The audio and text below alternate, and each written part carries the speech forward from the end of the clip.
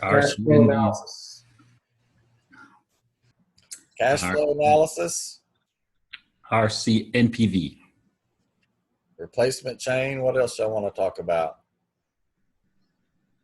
How to calculate MIRR in Excel. Okay.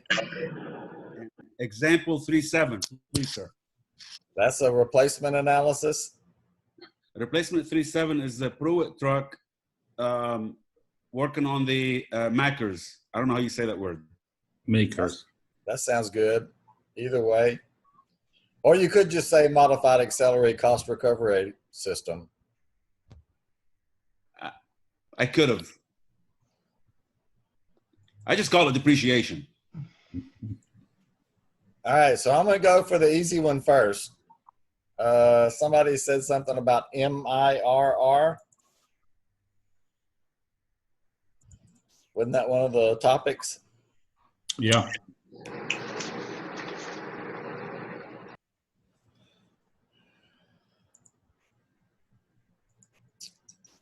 Y'all got your calculators handy? Yes, sir. Your spreadsheets ready? Spreadsheets. All right, so let's spend $300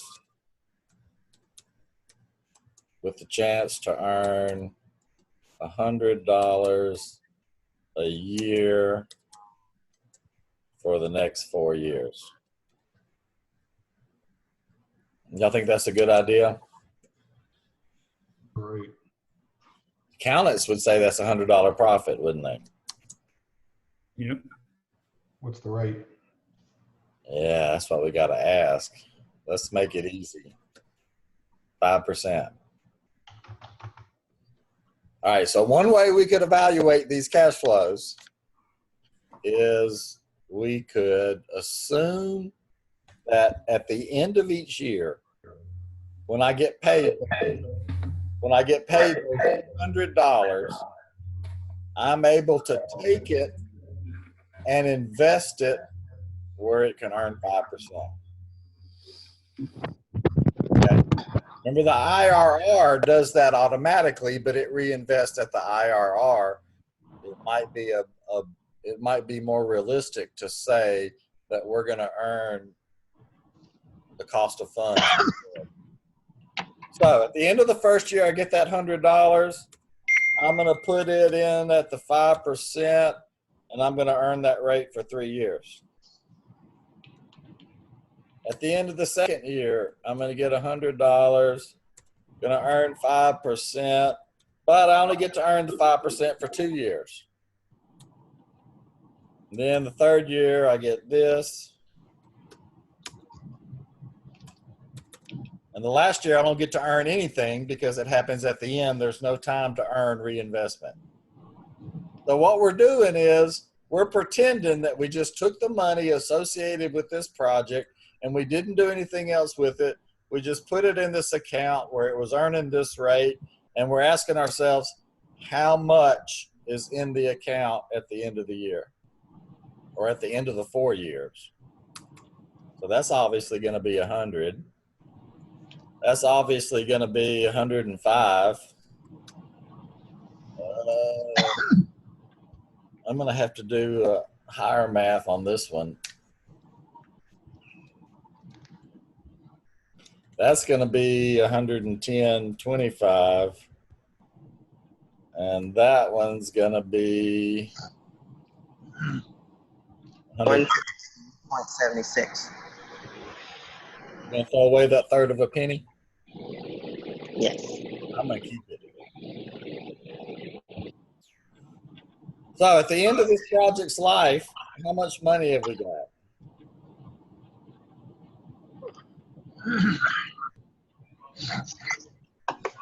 No. That was an inadvertent. It was 430 and change.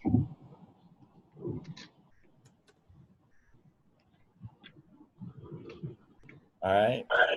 How did I get that 431? Well, I got it by spending 300 and then waiting for 4 years. So that R right there is called the modified internal rate of return.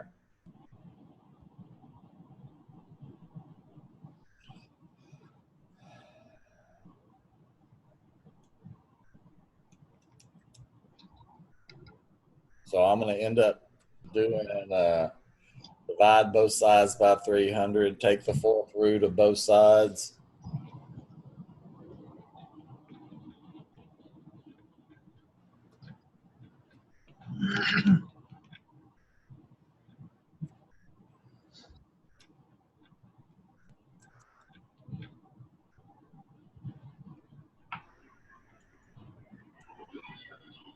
I get a 1.0948.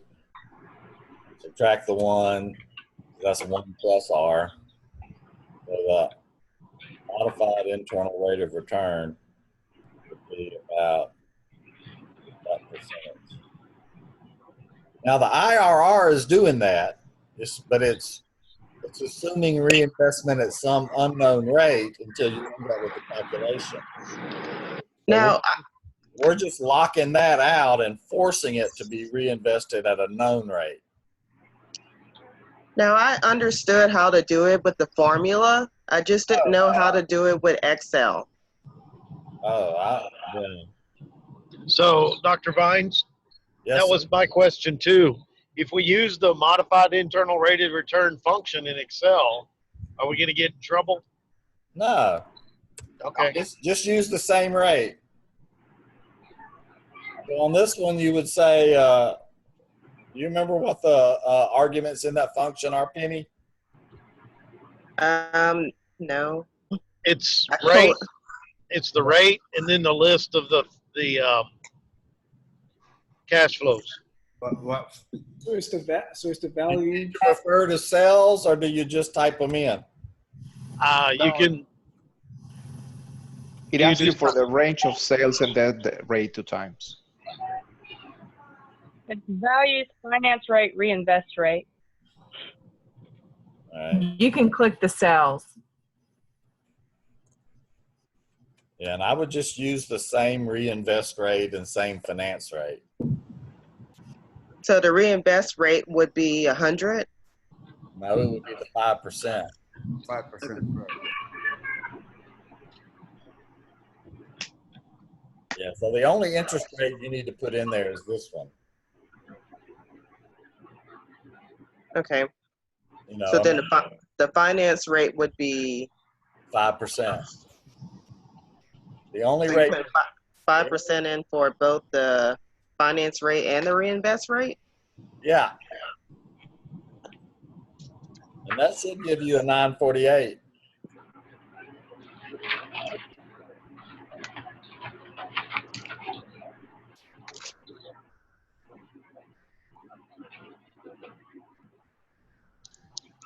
So, Okay, Professor, Michelle is telling me I put the rate in the wrong place.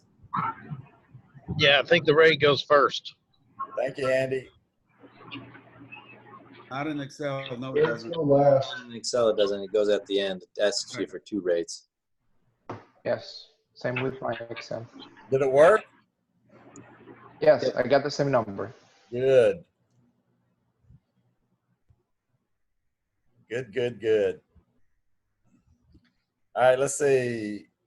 Cash flow analysis, I think was next. Let's look at our thing here. See if I can jog my memory on what the question. There's Jeremy Pruitt right there.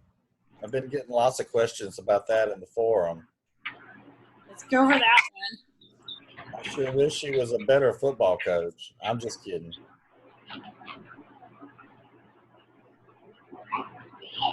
All right, do you understand? Does everybody have a good feeling for what an incremental cash flow is? Whenever I'm trying to decide whether to do a project, the only thing I should consider is cash flows that occur because we accepted the project. Any other kind of cash flow is irrelevant. Only the things that change because we're buying the project. So here at the beginning of the section, I have a list of things that you would typically want to include. In year 0, you're spending money on stuff, including installation and modification, which you are allowed to depreciate. If you have to modify a long-term asset to make it work, you can depreciate the modifications too. Sometimes to use this long-term asset, I'm either going to need to buy some short-term assets, or my short-term assets and my short-term liabilities are going to change automatically because of me running this new long-term asset. So I need to account for that. Typically, you would think that if I'm buying some kind of new factory or a new machine, I would need an increase in my working capital. I would need an increase in current assets. So that would be a negative cash flow at the beginning. Sometimes it might save us there, so it could be a positive cash flow. So you're always going to see that kind of thing. If it's a replacement project, in other words, where I'm getting rid of an old asset in order to add this new asset, then I would need to have some deductions in year 0 that are associated with me disposing of the old asset that I'm replacing. When I operate it, I'm going to get sales minus operating costs after tax plus depreciation tax shield. So every year that I operate this new asset, I'm going to have a number like this. This part of the number, the operating cash flow, it ought to be the same every year unless you're really spending a lot of time trying to estimate changes in sales and changes in costs. Probably not reasonable to spend a lot of time making that change every year. Because of accelerated depreciation, however, the tax shield will change every year. So you find the depreciation amount by taking the part up here that's depreciable and multiplying it times the depreciation rate that's in that table that's in the link. Multiply that times the tax rate, and that's how much cash flow you're saving because you're paying less taxes because we get to count depreciation as an expense. But depreciation is not really a cash flow. So it just ends up that this is our tax savings because I'm depreciating the new asset. So the tax shield is your tax savings. The tax shield is what, Maya? Is your tax savings? Yeah, Okay. that's my reduction in cash taxes because of the way we do depreciation in most well-developed economies. And because it's not a cash flow, that's why you're only adding it once. Right. Right. Right. And then the NPV is calculated as a result of this formula that the numbers that we're getting, Dr. Vines? Yeah, when we add up all the incremental cash flows for every year, then you input those into your favorite way to generate NPVs. So the NPV is calculated from 11 years minus the worth of the machine, which is $400,000. So you're talking about a specific project. You would calculate the NPV over all the years that you thought the project was going to be affecting your cash flow. But I'm not on a 10-year project or whatever. I think that most people were asking to see the Jeremy Pruitt, which is what, a 3-year? although the depreciation is not a cash flow, but the tax shield itself would be a cash flow, right? Correct. It's a tax savings. I'm paying less in cash taxes because I get to have this pretend expense. When did I spend the money to buy the asset that I'm depreciating? Well, I probably spent it at year 0. Whoa. That was pretty interesting feedback.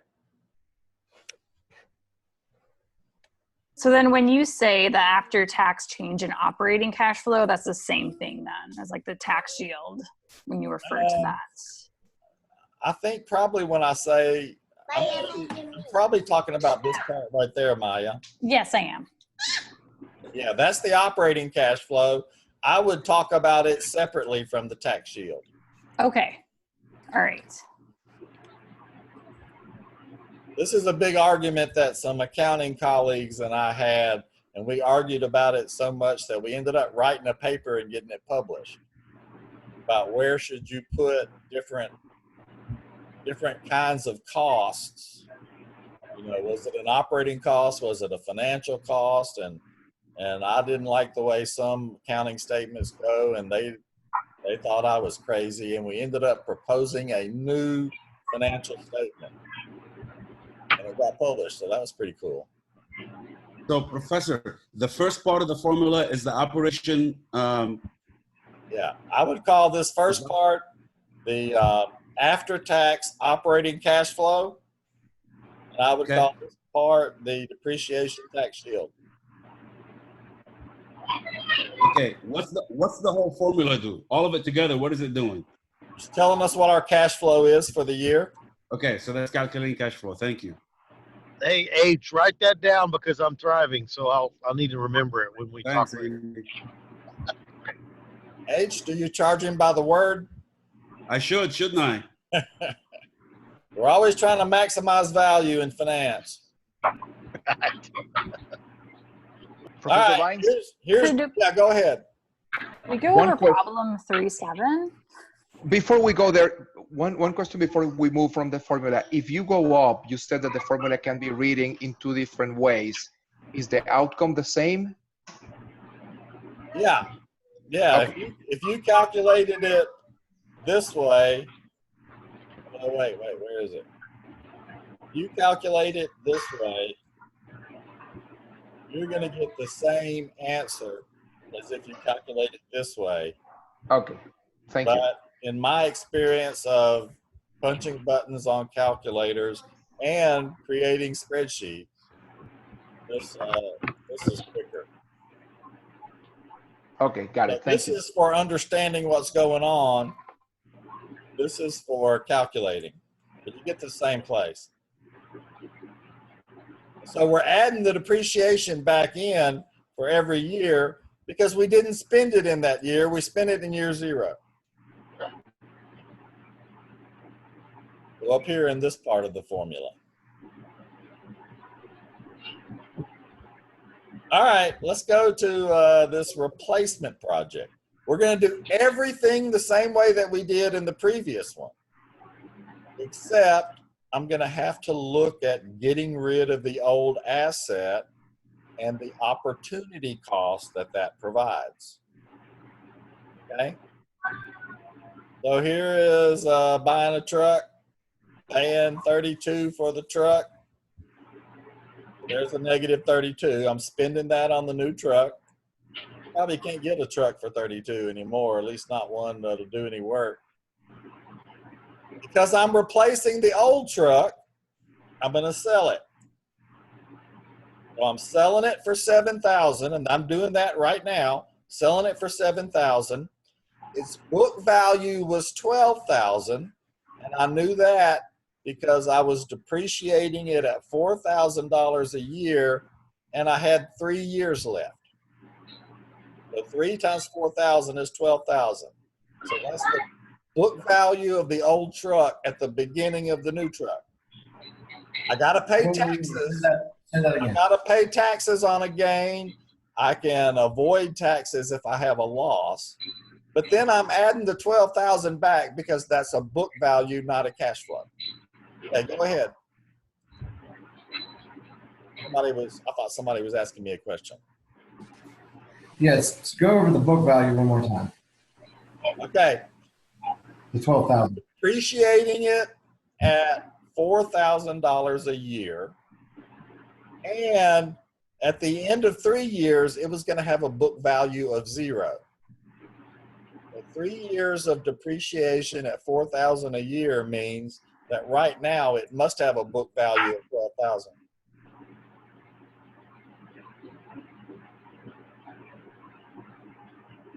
That's mighty sneaky there. I didn't think so at the time. So basically, it's the remaining depreciation, correct? Yeah. or the undepreciated amount. Correct. Okay. Yeah, book value is always the part that you haven't depreciated. Thank you, sir. I guess for that part, I was just confused because if you're buying the new truck and I was assuming it was at the beginning of year 0, wouldn't you include the full value instead of the depreciated value?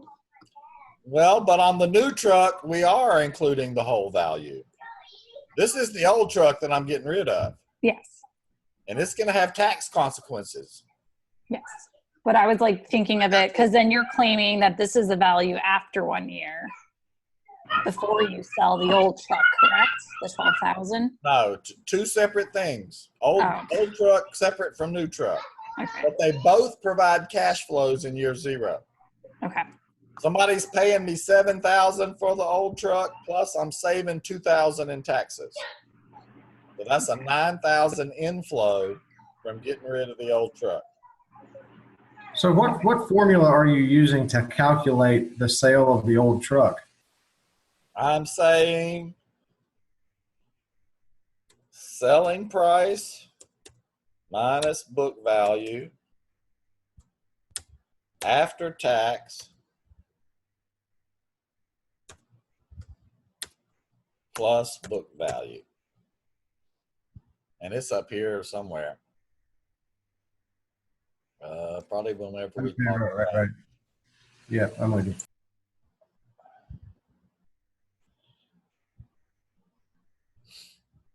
We didn't get that far down on this list, did we?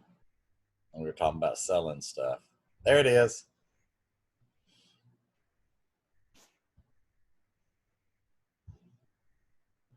And the book value is always the depreciation amount multiplied by No, it'll time left. It'll just be whatever hasn't been depreciated yet. Oh, so look at this. Look at this to illustrate that, Hampton. I'm paying 32 for this new truck, right? And I'm going to do makers. So I'm going to depreciate it almost 11,000 the first year. Then I'm going to depreciate it 14,000 the next year. Then I'm going to depreciate it 4,700 the third year. The undepreciated part is 32,000 minus all those added together. That's the book value of 2371.20. For that portion, like the next line, where do you get that 4,000? Is it the 5,000 minus the 1,000? If The 4,000 right here is the old depreciation. okay, The old depreciation, we set it up as straight line. So you're Okay. taking the new depreciation minus the old depreciation. That's the change in depreciation. okay. And then also, I was going to ask about you do at the times 0.4. Isn't it supposed to be 1 minus tax? Shouldn't it be? Not for the tax shield. Not for the tax shield. Oh, so that's the second half of the equation you showed us Yes. up And there. that's why I think Okay. you keep them separate. Okay, that's what was confusing me. so- I kept thinking. So revenues minus cost is times 1 minus T. The change in depreciation is times T. Okay. You must have been the one that put something in the forum about that because I just answered it. Oh, you did? Okay. I was like, yeah. Probably. And 10 minutes by the ago. way, y'all, I apologize. I hate the way Moodle, once you post something, Moodle like waits 15 minutes before it actually lets anybody see it. But there's been about 5 or 6 times this week that I've posted an answer without seeing somebody else's answer. So it makes it look like there's just a whole bunch of repetitive stuff on it. So I still don't understand why you're using 4,000 multiplied by 3 years that's left. I don't understand how that equals undepreciated portion. Well, I was gonna get rid of the truck at the end of 3 years. If I don't get the new truck, I'm gonna get rid of the old truck at the end of 3 years. So that means now 3 years before it has a book value of 0, it must have had a book value of 12 because I was going to depreciate it for 4,000 each of those years. So at the end of the first year, it'd only be 8,000 book value. At the end of the second year, it'd only be 4,000 book value. And then at the end of the third year, it'd be 0 book value. And Andy thinks I'm being sneaky. That was not my intention.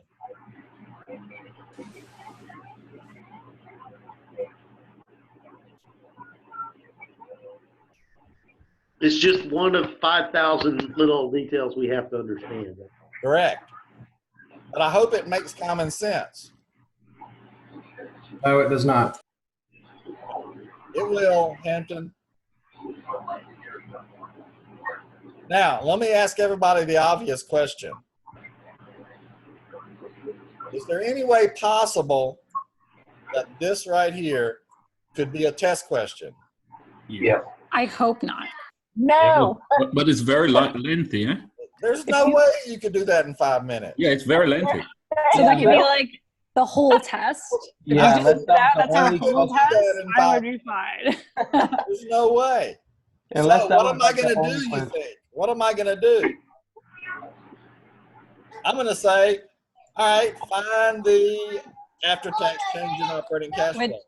Which that part confuses I'm gonna me. say, Phil. You're doing the Find the negative. depreciation tax shield for year 2. I'm going to do stuff like that. So you're going to give us do need the to try parts to- of it? You really do need to try to understand each part of the calculation, not just say, okay, this is a replacement, I got to do all this math. You need to think about why you're doing the math. Yeah, I think that's the difficult part with that long of a paragraph there is trying to figure out which numbers go into which part of the equation. That's where I was starting to have a little difficulty until I went over it about 5,000 times. Yeah, this was a detayer. You know, from my perspective, going over, you know, these 8 pages 5,000 times, and you know, that's not necessarily a bad thing. Well, could you explain the after-tax change in operating cash flow there, where you do the 0 minus and negative 4,000? Uh-huh. Is that I know also you had, it's in the replacement analysis cash flows reading, you had mentioned like selling price minus book value times 1 minus T plus book value, and you said that the formula is the same, but the sign is the opposite. That was for a different formula. Okay? I wasn't, okay. That's for a different formula. Okay. So this All one right. right here, Okay. we're measuring our taxes on our operating profit. So there's our operating profit. This puts it after tax. Okay. I'm sorry, Dr. Vines, could you mute everybody, please? Yeah, I gotta stop sharing for a second to do that. Let me see if I can see who it is. I don't have a button that just lets me mute everybody.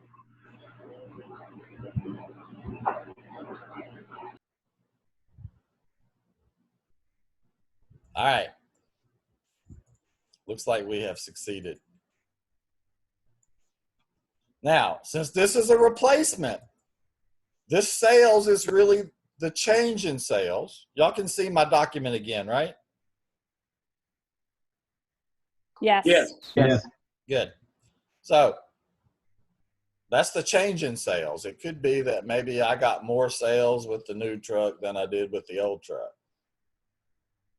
This is the change in costs. Now, normally we would think that if sales go up, your costs should go up too. But in this case, the cost went down. So the change in cost is a negative number, but I'm still using this formula. I'm still minusing a negative number. And when you subtract a negative number, that makes it a positive. So because the new truck is cheaper to operate, I'm getting an extra $2,400 a year, which is the after-tax cost savings. So cutting costs is just as good as increasing revenues. Okay, just as a refresher, can you go back to the text and explain why? Show us where we find that out. Yeah, what is the change in sales? What are we looking at specifically? Would it Right be?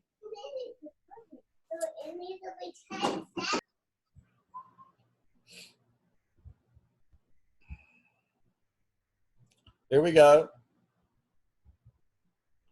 That's selling it. Here you go. Change in sales minus change in costs. I meant the actual problem for the question. The No actual. change. Oh.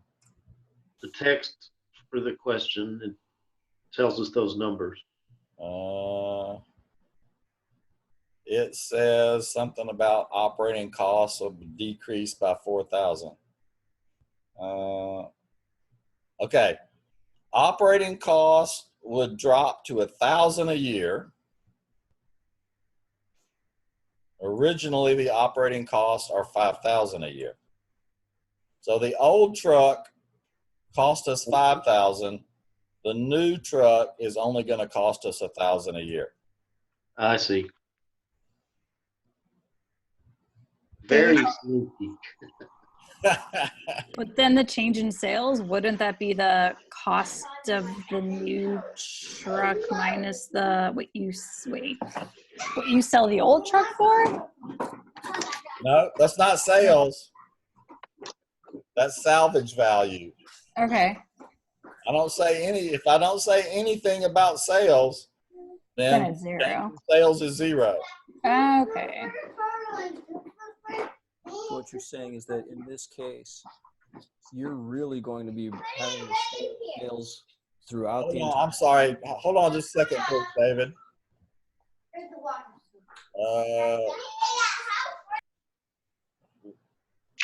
It's not the same person it was before. All right.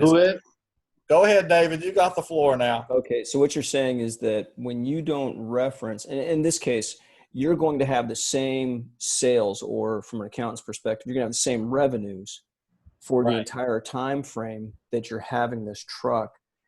And your, again, accounting terms, your OPEX is going to decrease from 5,000 a year down to 1,000 per year. And so that, in essence, is your delta in cost. Yes. Okay. Thank you. Yeah. And if somehow being able to deliver things cheaply would have allowed me to sell more, I could have written that into the problem, but it just doesn't make sense to do that in this case. I don't know. So why is it a negative 4,000 then? If you're doing 5,000 now and it drops, the change in cost is a negative number, and I'm subtracting the change in cost from the change in revenue. Okay. So minus a negative is a positive.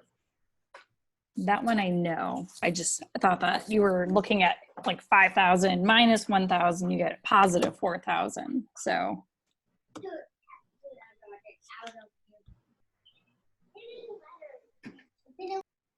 All right, so I'm buying the new truck, selling the old truck, operating the new truck gives me $2,400 a year.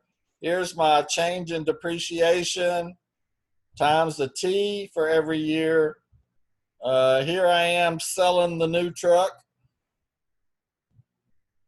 And what's the 1,200? Oh, if I hadn't sold the old truck in year 0, I could have sold it at the end, but I don't get to do that now, so that's an opportunity cost. That's a cash flow that changed because I bought the new truck. So operate it, tax shield, sell it, don't sell the old one at the end.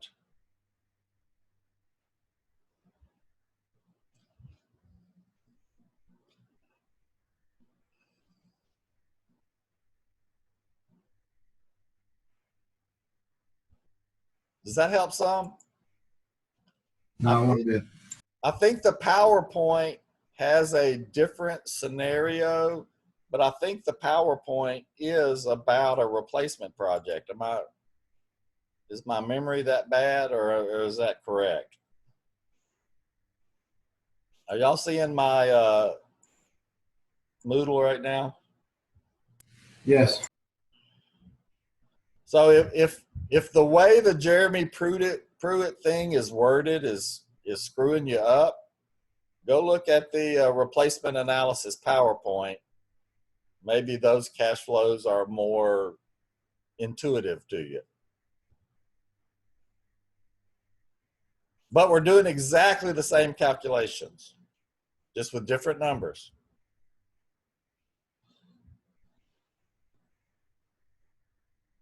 Hey, sir, can we go over that example we just went over one more time? The Jeremy Pruitt? Yes. All right. The summary: buying the new one, selling the old one, operating the new one for 3 years, depreciation tax shield for 3 years.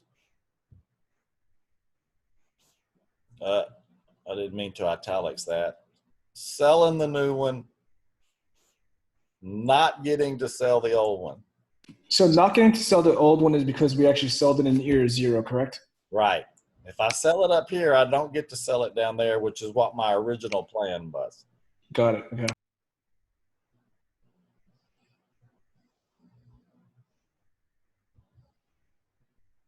Maybe one more time, go over how you got the 9,000, please. Yeah, I'm selling it for 7,000, but the book value is 12,000, so I'm recognizing a $5,000 loss. That saves me 3,000 in taxes. And then the 12,000 is really just a pretend number. It's a book value, so I add it back in. It's not a cash flow. So selling price minus book value times 1 minus T plus book value.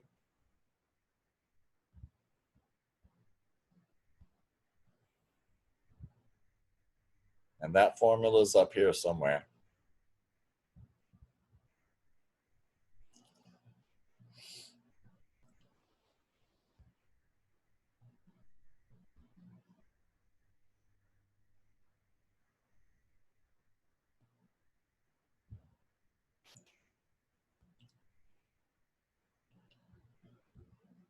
So based on the amount of information we need to know for this test, can we still drop before midnight? I'm not sure exactly when that function ceases. If you feel like you want to do that, I would certainly try and have there be some kind of record of you trying in case they come back and say, oh, well, you missed the deadline. If anybody asks me, I'll say, yeah, I support whoever dropping wants to drop. But it might not be up to me. Dr. Hines, for this test, you said it was going to be more math heavy than the other tests. So are you saying that we'll have maybe more like 7 questions with problems? Yeah, the percentage of if you look at the possible questions, there's a higher percentage of math questions on this one than on any of the other 3 exams. So would you say 50-50, 70-30? I think it's, I mean, I haven't counted and I haven't even, you know, I change the test every year. I mean, every time I teach this class, I change it a little bit. So I haven't done that yet. I haven't counted, but yeah, this one is less than 50% math, but it's still, you know, 10% higher than the other tests. But keep in mind, Andrea, you might get 10 questions. You might not get any math. Yeah, I don't mind. I mean, I've done fine on the test. I was just kind of curious on what to study. Yeah, the average amount of math that people get ought to be a little bit higher on this one than it is on any of the other 3. Has anybody gotten 8 maths on a test before? I know some people told me they got 7 maths. I got like 6. You got 6? Like on the first one. A couple Yeah. people wrote me emails and said, I got 7 problems. That's not fair. And then one guy sent me an email that said, I only got 2 problems. That's not fair. My first test was, and it sucked. What'd you have on the first test, Penny? I had really like 1 or 2 math questions, and the rest was short answer. So you wanted more. Yes. All right. I wish I just want more time on the test. just for the ability to learn finance, I wish we could create a secondary market for tests. So you could look at your draw and you could say, oh crap, no, I don't want to do this. And you could put it up for sale. We could have an auction market so that everybody would get more of what they want.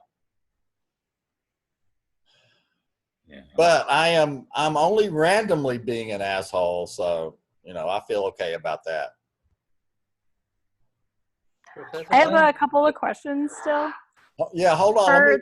Let me get to some chat questions, and then you can be next. All right. Yeah, the depreciation differs every year because the depreciation percentage differs. So you need to use that table. I'll identify what class of an asset it is so you know which column in that table to use, and then just take the depreciable basis, cost plus modification, multiply it by that percentage, and that'll be your depreciation each year. So because the percentage differs in most years, that means the tax shield will differ in most years. If it was straight line, the tax shield would be the same in every year, but companies are required to use accelerated depreciation on their taxes, given size and other things like that. Michelle, go try that PowerPoint, and then maybe we'll do another one one night in chat. So, Dr. Vines, when you say you'll identify what class in that table to use, are you talking about the 3-year, 5-year, 10-year? Is that what you mean? Correct. Okay, thank Correct. you. Yeah, so even, and the government doesn't even let you really estimate the true useful life. They say, well, automobile, that's automatically 5-year class. And I don't know if that's what they actually say, but they have rules like that. If you try to depreciate your automobile for 10 years, you're more likely to get audited. So we're only going to use that one I table? always drive a car or give it away for, at least 10 years. Give it to one of my kids. Go ahead, Maya. We're only going to use that one table that you provided. I think it was like the 200% declining balance, like someone else is also asking. Okay. Yeah, it's just that there's just that one table in that link. Don't try to use that formula. Just pull numbers off that table. Okay. Now also for the MACRS, what exactly is the recovery period? That's how long they will let you depreciate an asset. Okay. Yeah, depreciation is recovering the cost of an asset. Professor Wines, I kind of break down the cash flow analysis into start of the project, mid of the project, final year of the project, and what happens to the project replacing assets. So I kind of understand the examples now that I'm looking at my notes, exactly what's going on. Okay. How would you, my question was coming back to a qualitative question was, how would you define what would happen in the final year of the project life? I'm a little bit confused here. I would say that in the final year, we're going to operate it. We're going to depreciate it, which means we get a tax shield. We're going to sell it. We're going to recover net working capital. And we might have an opportunity cost for not selling the old if it's a replacement. In the notes, you say the NWC cash flow will be reversed. Yeah. Same as recovering. Okay, I got it. Oh, perfect. That's I didn't read recovering that. the net working capital. Okay, got it. So if a new project makes our current assets go up, At the end, we have to make them go back down. If a new project makes our current assets go down, at the end, we would need to make them go back up. Okay, got it. And then I kind of understand now because it says fixed assets are sold off, which is basically the cash salvage price minus book value times one. Yeah, one. so that's selling it for the new one, and that's an opportunity cost of not getting to sell the old one. Same calculation, different numbers. And then now I know where that 12,000 is coming from, because it says here at the end, we would sell the old assets in year 0 and recognize the lost chance to sell the old assets at the end of an opportunity cost. Okay, perfect. Thank you.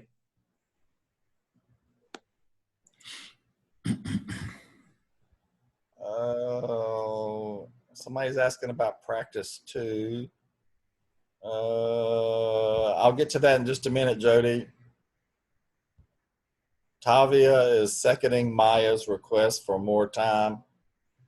You know, if it weren't for the fact, and it's an unfortunate fact, but it's always going to be a fact, if it wasn't for the fact that people cheat, I would give more than 60 minutes on a test. Making it so short makes it harder for people to cheat.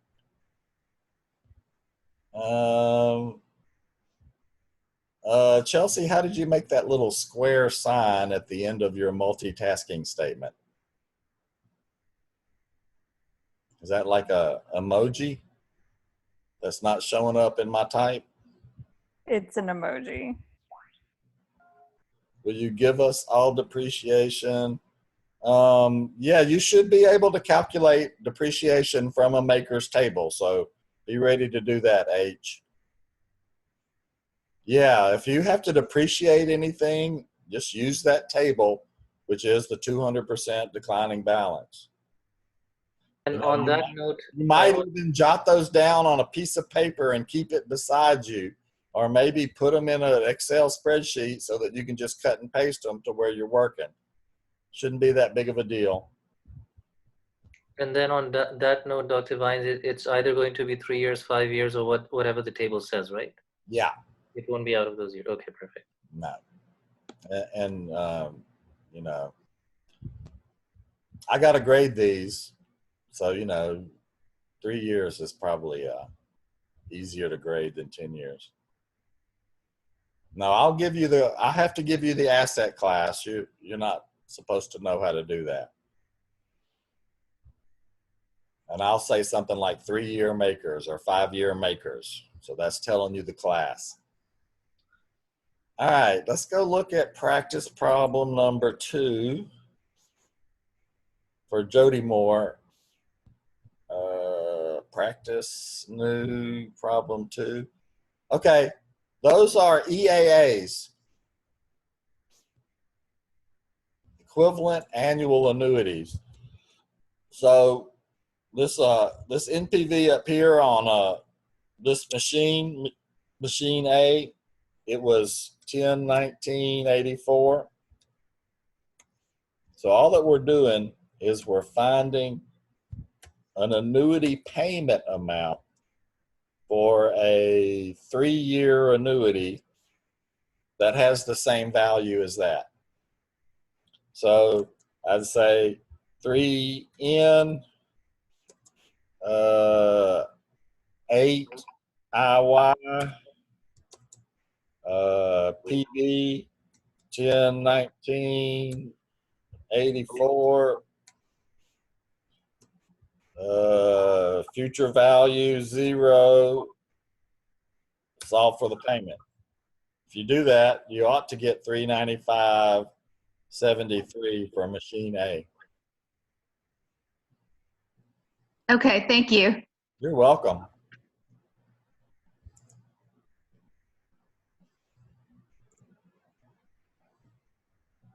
On that same one, yeah. On that same one, how or why for the risk A, for the 6th risk, did it not go back down to negative 3,000 and went back down to 5,000? For machine A, I'm spending 8 Then I'm going to get 3,500 for 3 years. Plus, in that third year, the end of Project A's life, I'm saying, let's do it again. So there's the -8 again. And then I'm saying 3.5, 3.5, 3.5, because I'm not repeating it again, so I don't need to subtract 8 again. Is that what you're asking, Penny? Yeah. All right, so you help me here. Let's do machine B. Okay. Machine B costs 8 and it gives you 5. So I'm going -8, 5, -3.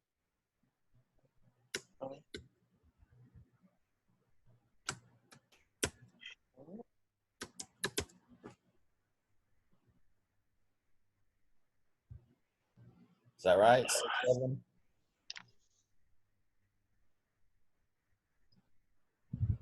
Maybe that was the one. Huh? Oh, I think that was it for B. Why did we go back to negative?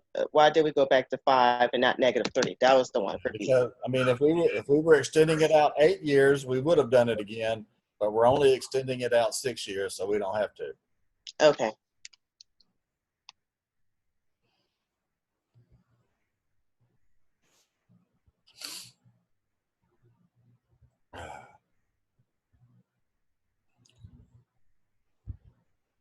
So I got some kind of weird eye infection. I got stung by 8 wasps, 8 yellow jackets. Plus, I also gotten poison ivy. So I don't know if my eye infection is related to either one of those events or if it was just raw luck that I had all 3 of those itching conditions at the same time. That sucks.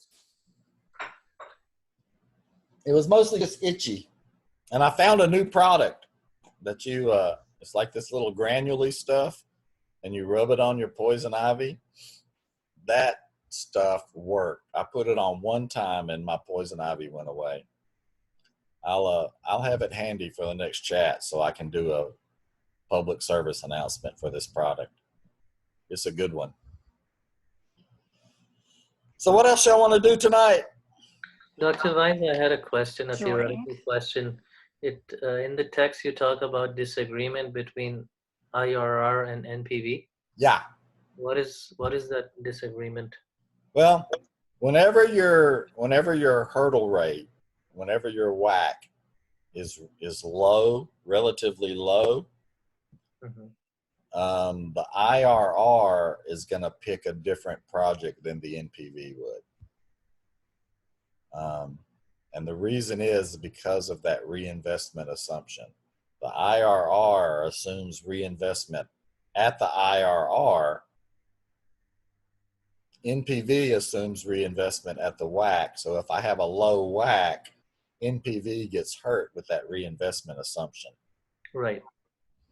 But it's not going to happen most of the time. 99% of the time, NPV and IRR are going to agree.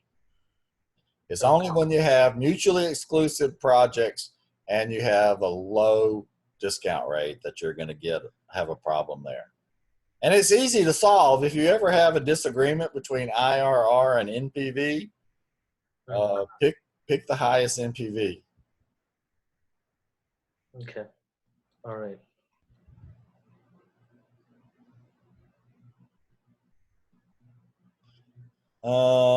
Gary is asking about, I would define mutually exclusive projects as projects that have related cash flows.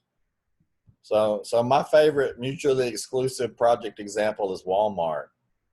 You know, every time they build a Walmart, they're stealing customers from some existing Walmart. You're not bringing in a whole new set of customers. So the sales go down. I'm sorry, Dr. Vines. I'm compulsively stuck on the last model you just did. Where did we get 6 years? Over your spreadsheet again. I mean, what you were just because, typing there.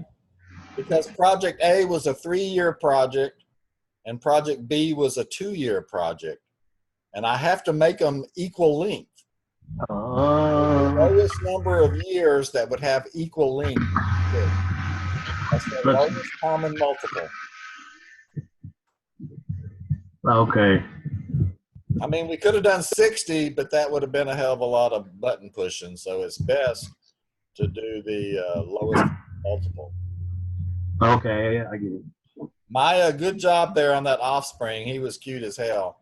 Oh, thank you. Do you want him? For sale. I'm sorry I just used a bad word in front of your kid too. I apologize. Well, I have my earbuds in, and I have a potty mouth, so there you go. I'm gonna have to start putting in my syllabus that parental guidance is suggested at all Zoom meetings. Yeah, Maya, he's not old enough yet, but in a couple of years, you're gonna want to try to child-proof the house and stuff. He's like 4. No matter what happens, he'll always be able to get back in, so it's a waste of time. Oh, I get it. That's pretty good. Example 3.6, year 5. Example 3.6, year 5. Is this it? Yeah. 3.6, year 5. Well, it's the same after-tax operating cash flow we've been using, and then I got the 5th year depreciation times T.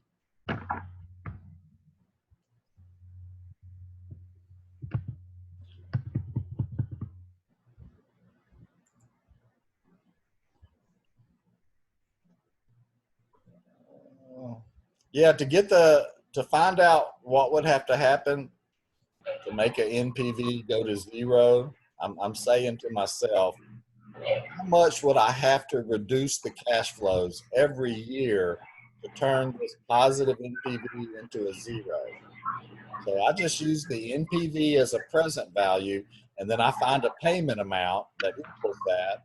And I say if our year's cash flow would go down that much every year, this would not be a good project. And that's a way you can make sure that managerial optimism is not making somebody really overestimate the benefits.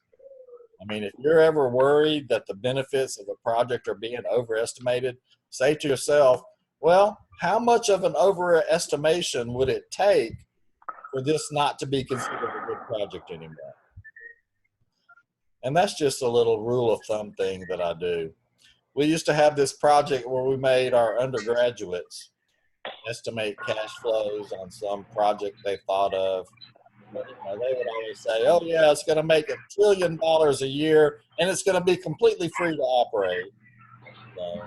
So I got, I've tried to find ways to make it realistic for them. So can you walk us through what you're just now talking about, making the value down to 0? Can you walk us through that from that question 3.6? Sure. So here we are. We said that the net income of this thing was $77,000. The NPV was $77,000. Let's say that instead of that being a negative number, let's say that it was a positive number.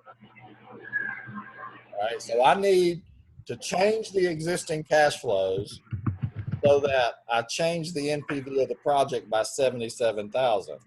So the PV is going to be the $77,000. What is this, a 10-year project? So N would be 10. I don't have anything by itself at the end. I'm trying to find a payment, and my IY would be the WACC.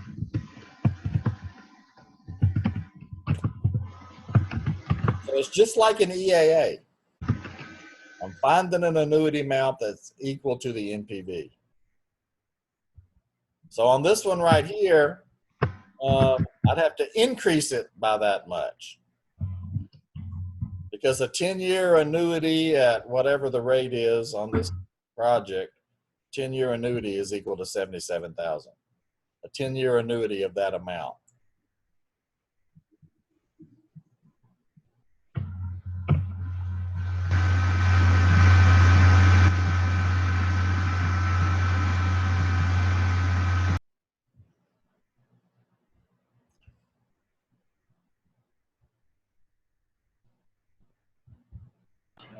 So, Dr. Vine, on year 5, did you have to use the table for that one? Yeah. Yeah. I used the table to get all these numbers. All these depreciations came from the table.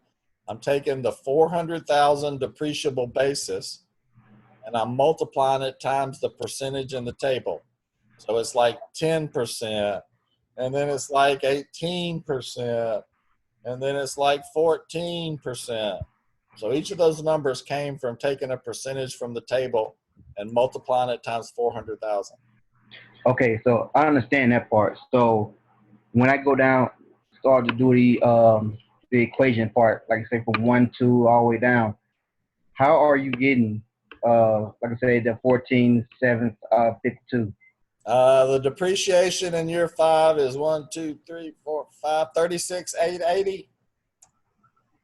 So 36,880 times the tax rate, which is 40%. 0.4. Is that equal to 14,752? Wait, I think your math is wrong because when I did it, I got 368,800. Really? Did anybody else notice that? Let's see. The year 5 percentage is. No, your math is correct. 36880. Yeah, the math is correct.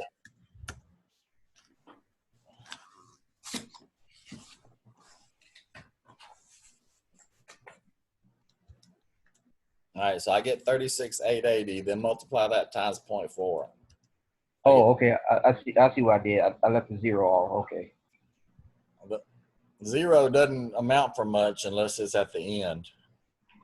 No, I'm talking about when I changed the decimal from 922.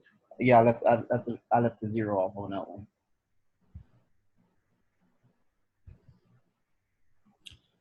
Just a general wish on my part. We calculated some rates of return, some yields, and some stuff on the last test. You're going to be calculating IRRs, and you're going to be calculating WACs. Whenever you're showing a number for 1%, please don't round it to 2 places. It makes it too hard for me to see if it's a rounding problem or if you're making some kind of conceptual error. So take those interest rates and IRRs and WACs, take them out 4 or 5 places. It makes a big difference. I mean, 0.5% of $1 billion is a lot of money. And shoot, even cities are, starting to spend $1 billion on football stadiums and crap like that. So don't round too much on interest rates and stuff. Your banker would kill you for the difference between 039 and 038. That could make his Christmas bonus right there. So we should round to 3 or 4 places. At least 4. At least 4 would be safe.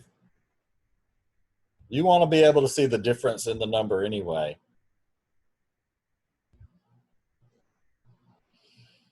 All right, guys, that was an hour. I thought it was a pretty good hour. Thank you. Andy has made it clear that I am a sneaky bastard. It wasn't my intention. It's interesting. There were some things in earlier modules that, like last time I taught this class, they just really gave me hell over it. And you guys didn't say nothing about it.